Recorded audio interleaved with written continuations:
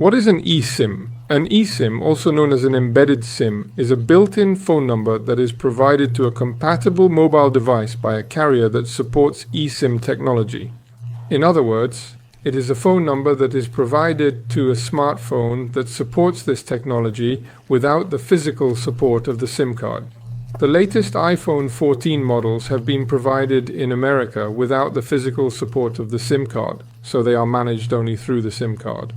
I have an iPhone 11 Pro Max. To insert and configure a phone number with the SIM card, go to Cellular Settings, add a SIM card. Your SIM card supporting carrier will provide you with a QR code. Click on the QR code. You will need to scan the QR code and acquire the phone number and the phone plan that has been set up for you through the number and SIM card.